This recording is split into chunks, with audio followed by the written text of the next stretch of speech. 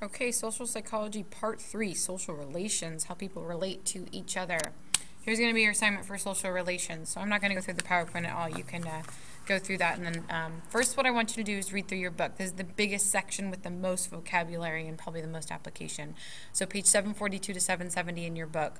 Read each section. Make sure you understand it. And then what I want you guys to do at some point over break is find some type of high school movie to watch. So any type of movie that kind of portrays what high school life is like.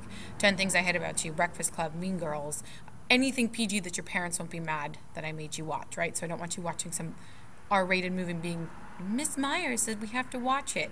All right, so make good decisions. And then what I'd like you to do is kind of do a movie analysis and apply all the concepts of this unit to that movie.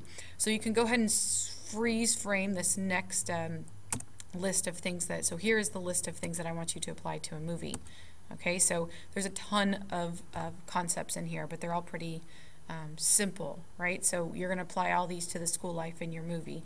And when you explain or apply, remember I want you to say this is this and that's why. Okay, so find a prejudice and a stereotype. There's a difference between prejudice and stereotype. What is it? And then give an example of both from the movie. You need to know how the prejudice changes over time. There's usually a type of change in prejudice, if at all. Social inequality, what happens? Self-blame or anger. Find an in-group, an out-group, and a scapegoat in your movie.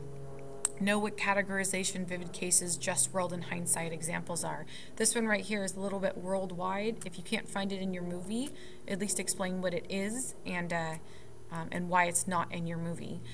Aggression and attractiveness, you're going to look at the biopsychosocials of those things. So what is aggression biologically speaking, psychology and culture? How is it exemplified in your movie? Same thing with attractiveness, physical and psychological. There'll also be probably some example of passionate love versus compassionate love. Right, so this is just a ton of vocab. You're doing the longest FRQ ever for this movie. Back to conflict. What is a social trap and a mirror image perception? Altruism and the bystander effect. You might not have the bystander effect again in here. So there's another italicized one that you might not find in your movie. You can just come up with your own example for. And then cooperation, communication, and conciliation. All these things go in the order in your book. Right, so if you need further examples or further explanations, make sure you look there. And then again, you're just going through your notes and adding anything from your book to this. But there shouldn't be too much in your notes that's not in your book. All right, so that would be your third assignment.